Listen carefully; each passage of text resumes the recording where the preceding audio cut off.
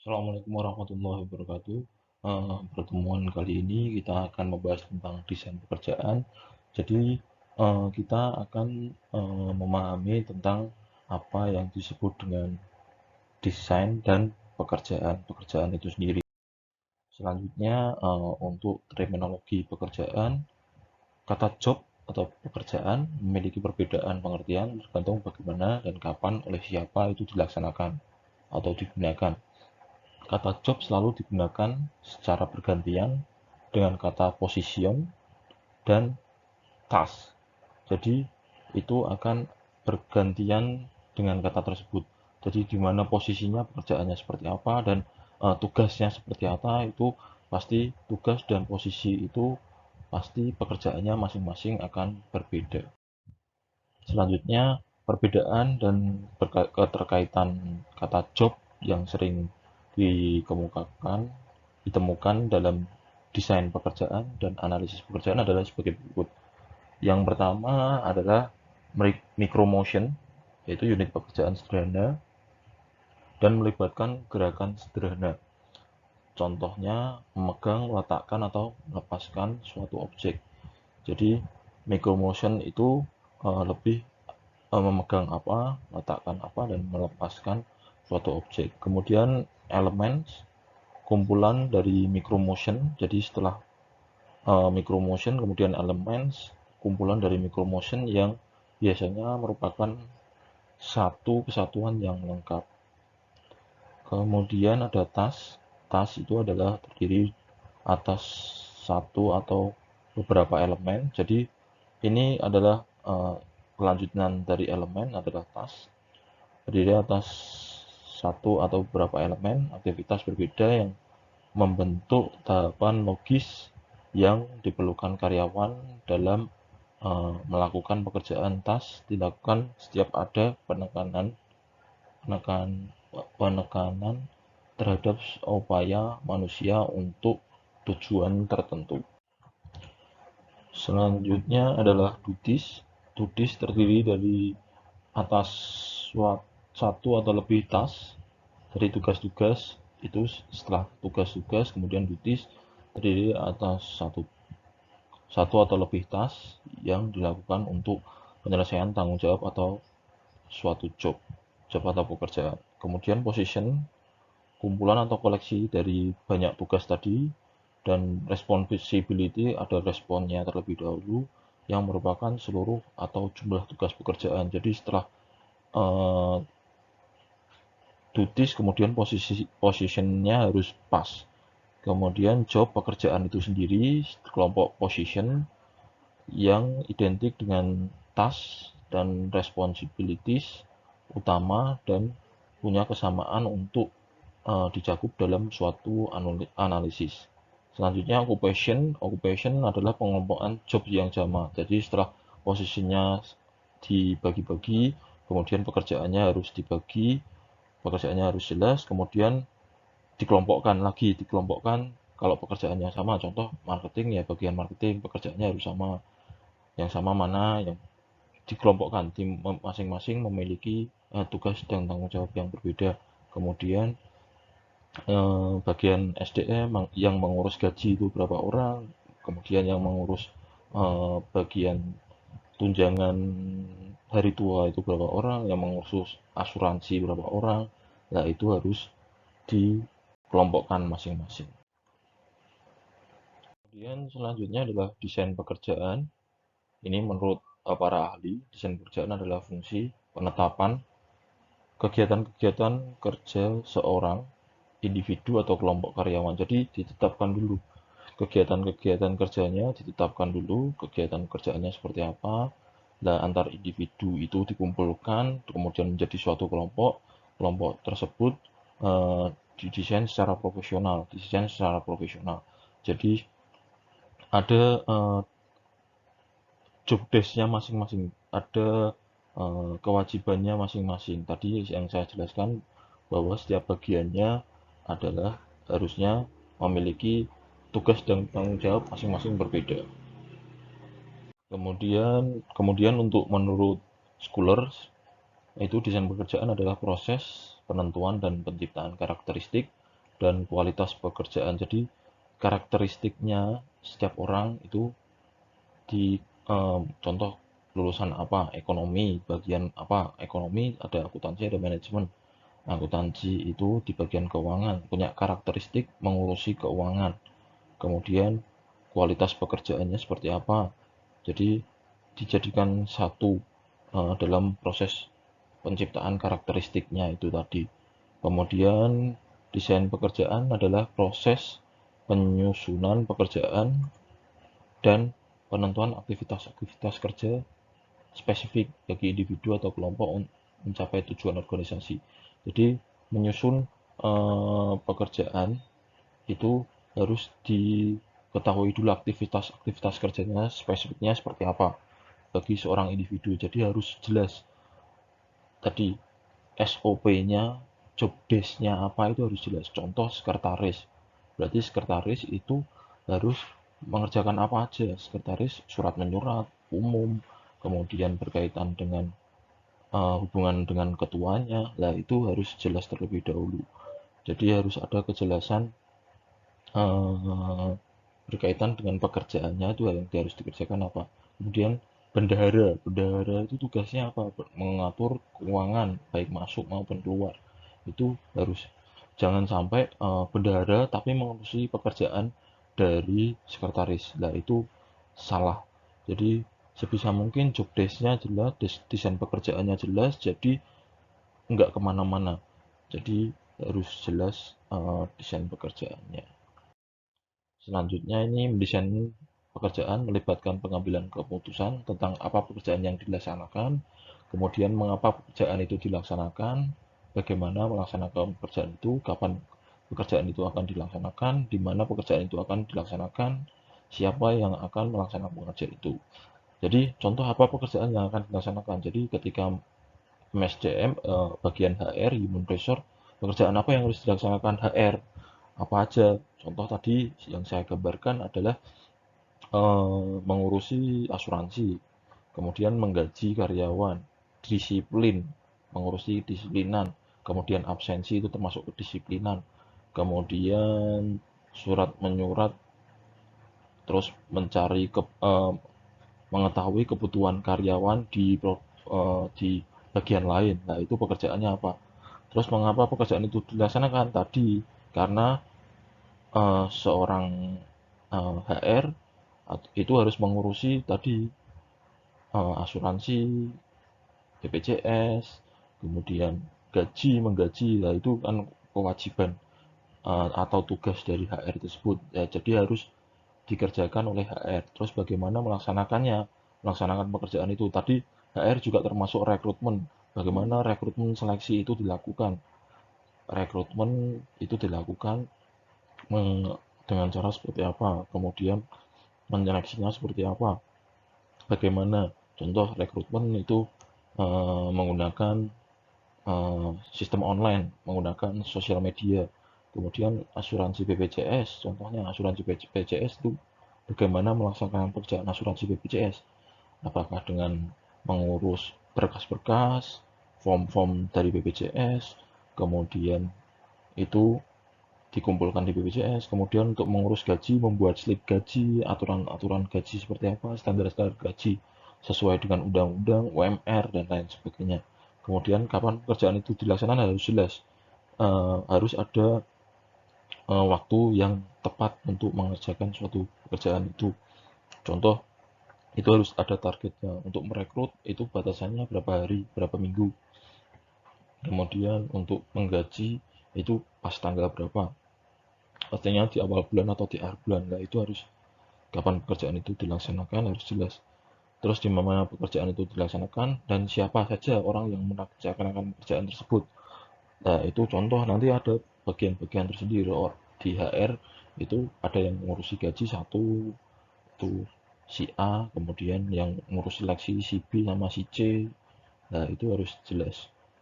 Nah, ini tujuan dari desain pekerjaan itu sendiri adalah menghasilkan penugasan penugasan kerja yang sesuai dengan kebutuhan organisasi. Harus sesuai dengan kebutuhan organisasi, kemudian teknologi, dan yang memuaskan kebutuhan pribadi pelaksana pekerja. Kemudian kunci sukses dari desain pekerjaan itu sendiri adalah menghasilkan keseimbangan antara kebutuhan organisasi dan kebutuhan pelaksana pekerjaan. Jadi itu adalah kunci sukses dari desain pekerjaan. Selanjutnya, tahapan dalam uh, desain pekerjaan itu adalah spesifikasi tugas dari individu dulu. Jadi tugas dari individu itu apa? Spesifik dulu. Contoh tadi menyeleksi orang, yaitu individu tugas itu harus spesifik dulu. Apa beda untuk setiap tugasnya? Jadi bedanya adalah tadi ada yang ngurusi asuransi sendiri, yang ngurusi BPJS. Jadi tidak menumpuk semua pekerjaan kemudian ditumpukkan pada satu orang. Contoh ngurusi asuransi ya di si A, ngurusi gaji ya si A, nanti berkaitan juga dengan stres kerja nanti. Kemudian spesifikasi metode setiap pelaksanaan tugas, itu bagaimana pelaksanaannya tadi sudah saya jelaskan. Kemudian mengkomunikasi tugas-tugas ke dalam pekerjaan-pekerjaan spesifik akan diberikan kepada individu, bagaimana pengelompokan tugas-tugas yang berbeda ke dalam bentuk pekerjaan-pekerjaan. Jadi mengkomunikasi tugas-tugas, kemudian harus saling berkaitan. Jadi pasti datanya itu sama, kemudian dikaitkan dengan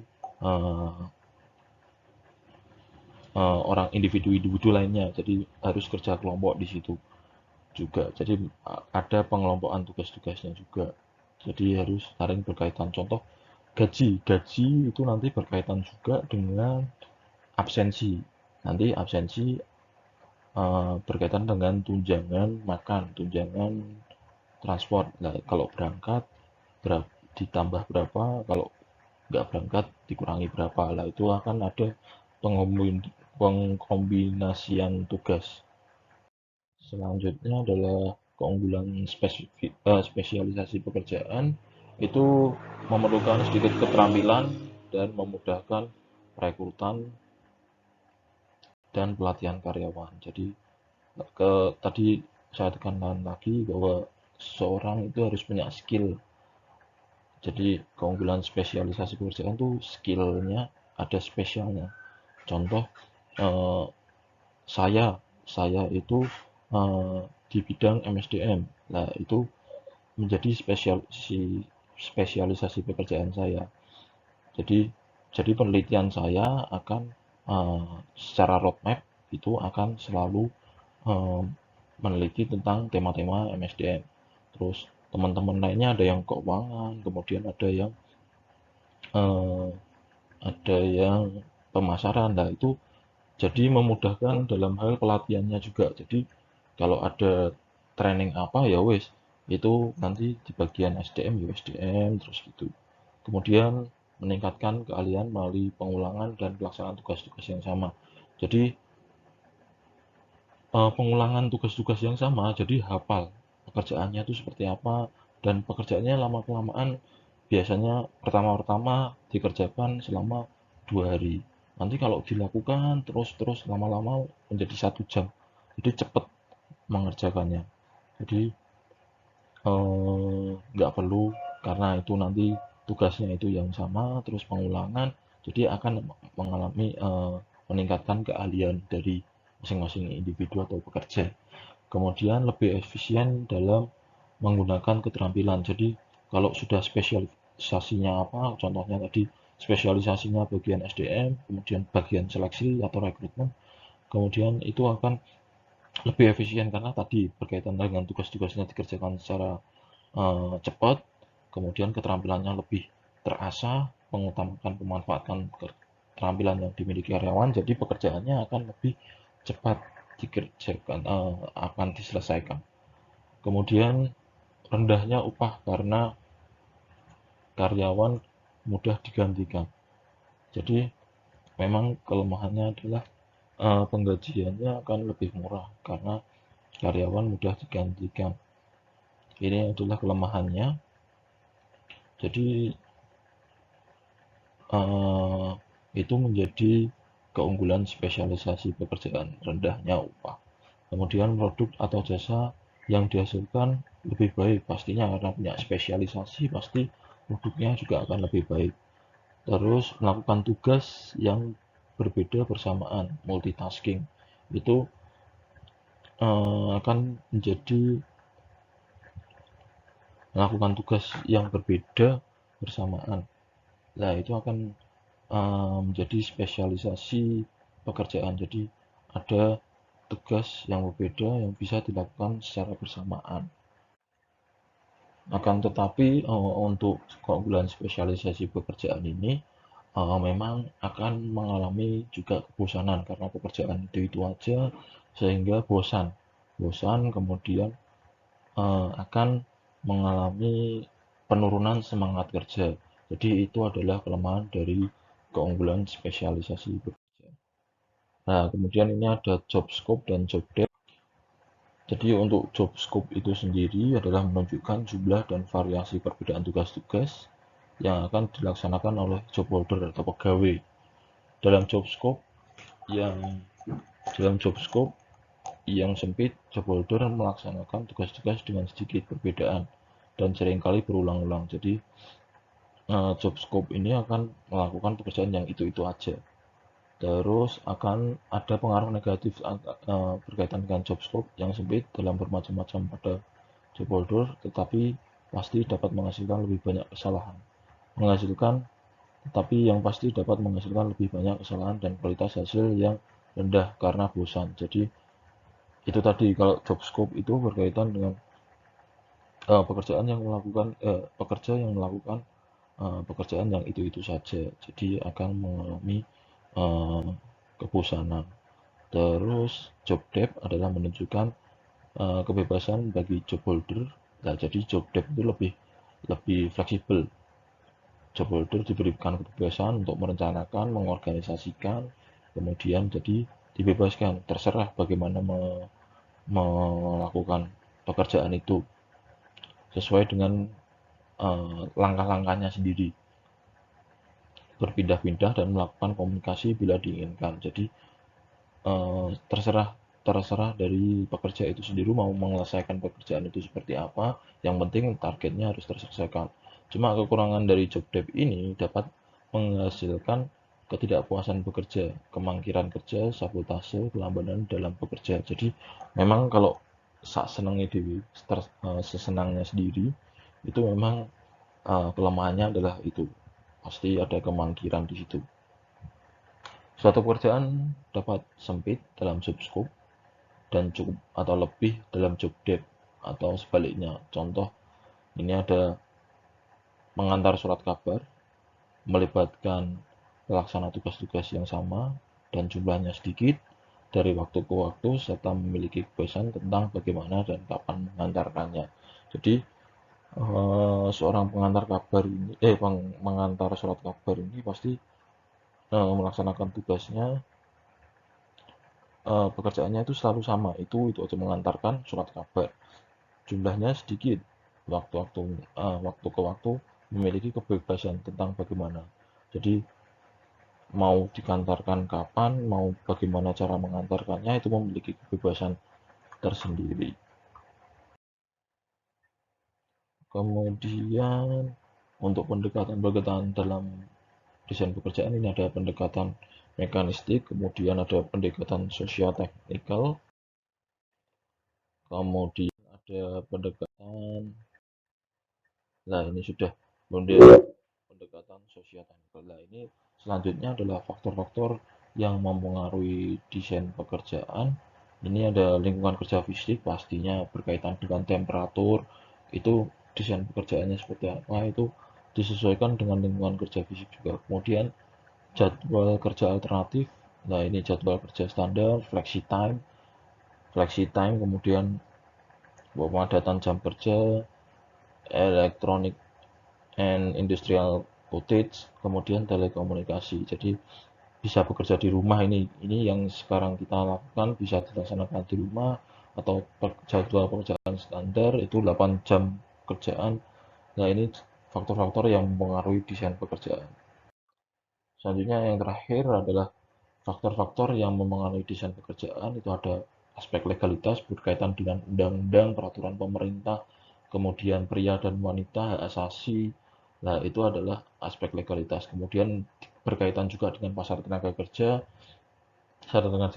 tenaga kerja menggambarkan bagaimana macam karakteristik tenaga kerja yang membutuhkan pekerjaan. Jadi karakteristik tenaga kerja yang membutuhkan pekerjaan.